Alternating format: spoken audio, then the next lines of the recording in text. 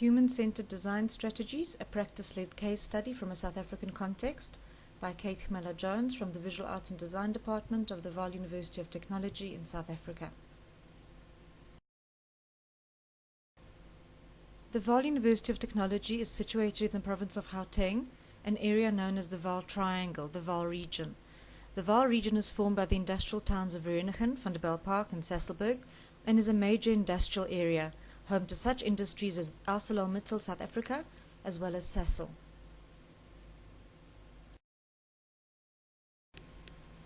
The paper reports on a case study on human-centered strategies used in a graphic design undergraduate program at the Vaal University of Technology and its impact on local communities. The significance and value of social activism through design outcomes is discussed through the context of this intervention. A preliminary project was developed as a practice-led action research examination, where students and community participants were observed in order to provide human-centered strategies used in a graphic design undergraduate program at the Vaal University of Technology, which forms the framework for the interpretation of emergent issues and themes. The significance and value of social activism based on emergent outcomes is discussed, which will serve to inform the revised graphic design methodology. A preliminary project was developed as a practice-led research, which is the VUT.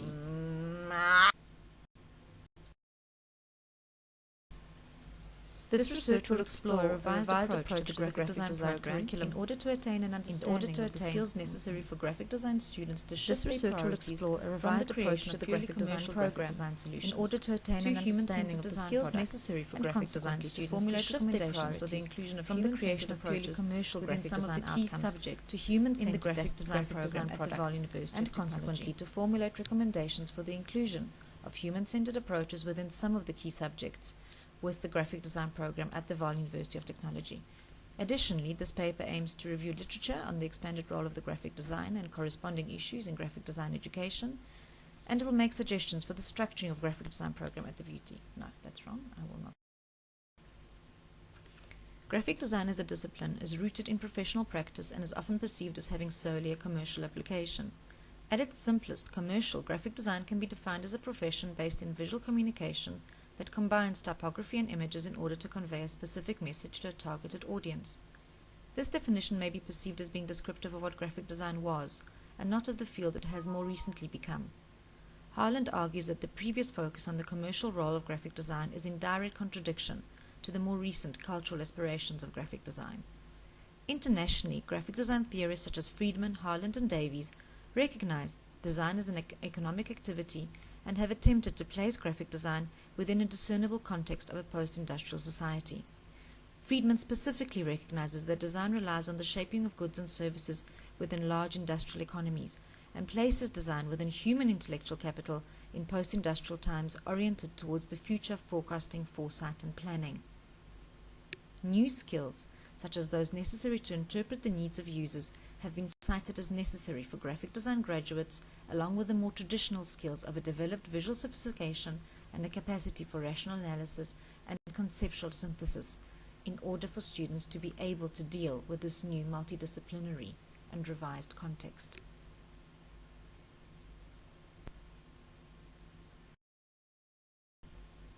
In 1971, Victor Papanek called for designers to adapt a role of increased social and moral responsibility in his seminal text, Design for the Real World, Human Ecology and Social Change. The past 20 years have seen the role of graphic designer defined in ways that attempted to challenge the notion that design is merely a servile industry. In addition to economic approaches, design professionals are increasingly addressing a range of social, cultural, and environmental challenges in their practice, with constantly evolving design strategies and methodologies. Therefore, the concept of what design is changing, as the design profession is adapting to participate in these new forms of practice.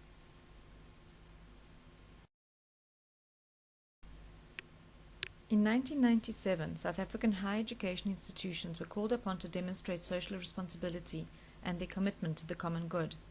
This laid the foundations for the integration of community-based outputs in higher education on an equal footing with teaching, learning, and research. It is a diverse country with 11 official languages.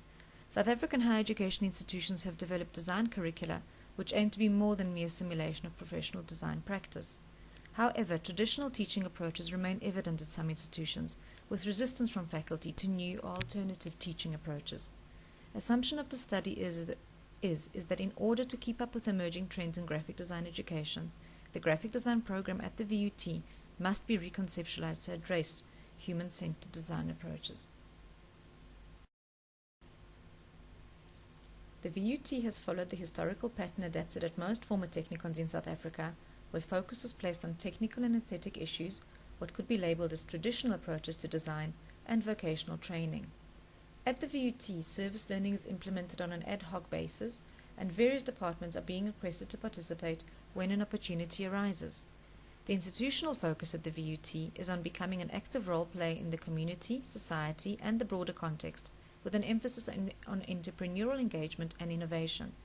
Arguably, embracing emerging trends in contemporary design practice, such as a focus on human-centered design, coupled to the opportunity provided by the HEQF to redesign programs, may facilitate the offering of graphic design programs at the VUT that address the national imperatives of social cohesion, job creation, and community engagement, and answer to the multidimensional disciplinary challenges.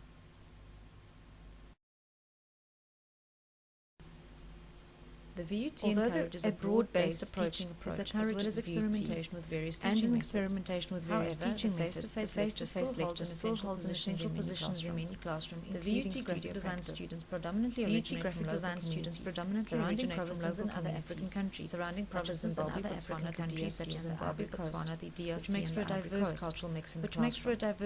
All the students have a shared aspiration to find employment in the graphic design industry in developed urban areas such as Johannesburg and Cape Town. Very few students wish to remain or return to their own communities to either seek employment or to begin their own design studio. At the heart of this research lies a concern that through these decisions, the graphic design graduates perpetuate the notion that graphic design is accessible solely to a specific elitist audience. The benefits of a human-centered approach are twofold. Firstly, the graphic designer has the satisfaction of knowing that their design has contributed to the improvement of an identified design problem situated within their own or other community. Secondly, good design benefits society as a whole. The more people are exposed to examples of good design, the more visually literate they become. Theoretically, this could lead to increased demand for good design from the community participants and alleviate the pressure on graphic design students from finding employment only in highly developed urban areas. Additionally, a better match to audience preferences and viewpoint, that is a consideration of the audience's culture and indigenous knowledge, is inherent in the human-centered approach. The assumption that both audience and student designers have valuable knowledge to contribute, the possible future benefits of community empowerment, as well as an enhanced democratization of the design process through a shared vision and decision-making. Several shortcomings have become evident in the graphic design program at the VUT, and a process of program re-evaluation was begun in 2012. The intention of the proposed revised program is to introduce a human-centered research and design philosophy to underpin key modules within this curriculum. Background to the study: it is a non-funded exploratory study. The exploratory study utilized a modified teaching and learning model with approximately 29 undergraduate students in one of the core subjects of the graphic design program. The final design solutions were made available to the community participants on a pro bono basis. It was the participants' decision whether or not to apply it to their business in practice. The significant components of the exploratory study are the inclusion of a human-centered design approach, the inclusion of community participants in the design process, as well as the inclusion of new resources to support collaborative learning.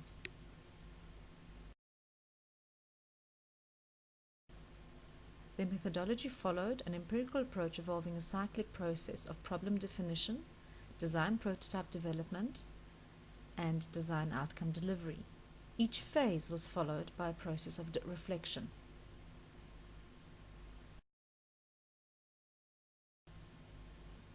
What follows in the next 3 slides is an example of the student's brief given at the onset of the project.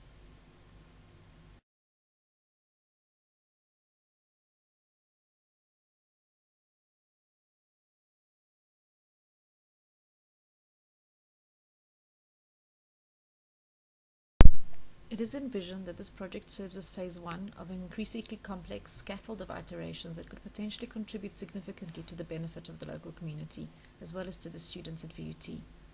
Ethical considerations were taken into account, and signed consent form from student participants as well as the community participants were obtained prior to the beginning of the project. Students proposed solutions, made suggestions, and interpreted the needs of their chosen community participants within a reflexive, participatory process. They consulted regularly with lecturers who acted as facilitators in the process. Following several rounds of consultation and participation, they delivered design products. Thereby, they reflected on the process again. They had a follow-up reflection with the participant in asking questions such as what differences did the design solutions make to their daily lives.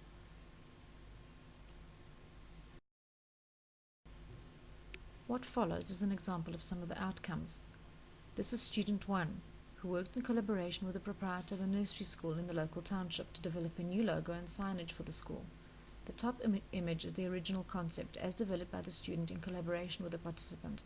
However, on reflection, the participant felt that the image was too abstract and a more literal interpretation was required. Although the student reported satisfaction that she could provide a service for the community, she was dissatisfied with the final design solution and chose not to include it in her final portfolio.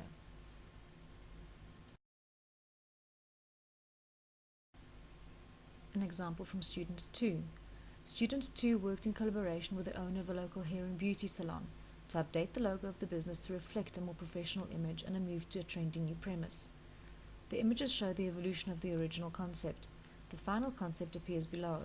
The student worked together with the participant to develop the final logo, which was later applied to the new business card and stationery. The salon owner was very satisfied with the outcome of the collaboration and commented on the immediate positive feedback that she had received from her clients. The student was also satisfied with the outcome and chose to include this in her final portfolio. In this third example, the student worked in collaboration with the organizers of an informal flea market which provides an income to many crafters from the local community. Together with the organizers, he assisted in developing a logo, which was later applied to flyers and posters which enabled passers-by to contact the organizers directly if they were interested in any of the items for sale. The development of the design outcomes formalized the flea market, which has now become a regular feature in the community. The student still regularly assists in developing updated material.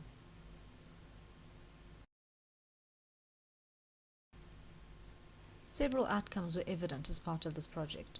The positive outcomes were that both students and participants reported an enjoyment of the collaborative process which took place.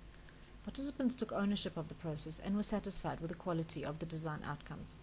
However, most students, 81%, were satisfied with the project outcome but chose to use a different design solution to the one eventually agreed on with the participants, which highlights the disparity between the designer and user knowledge base.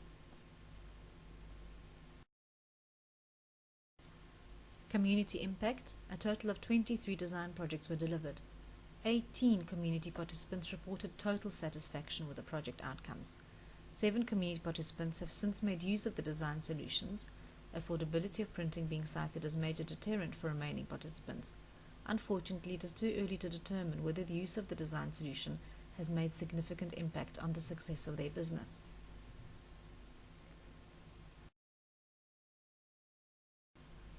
The findings indicate that the process allowed students to produce visual outcomes which had value in terms of design as well as community engagement. The design outcomes served a dual purpose of providing a much-needed design solution as well as educating the community participants on the impact of design on the success of their enterprise.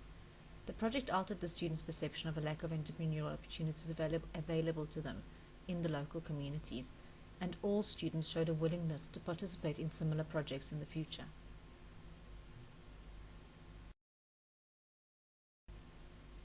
This exploratory study highlighted the positive possibilities of student-participant interactions for future design projects.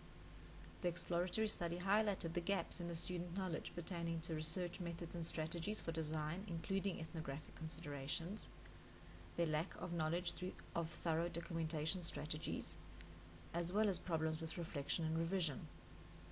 The results of the exploratory study and a follow-up study to be completed in 2013 and 14 will inform the recurriculation process for the graphic design program at the VUT, and hopefully lessons learned will be implemented in future programs.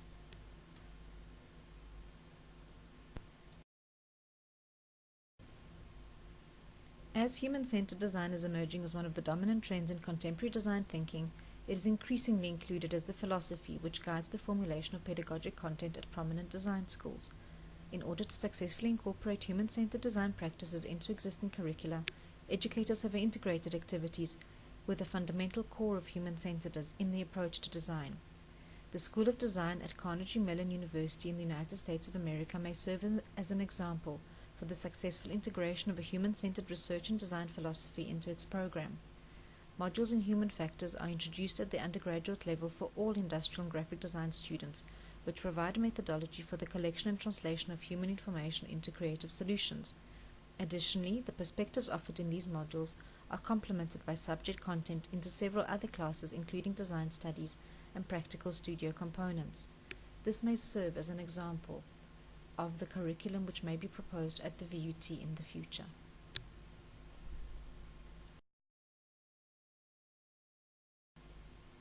Thank you.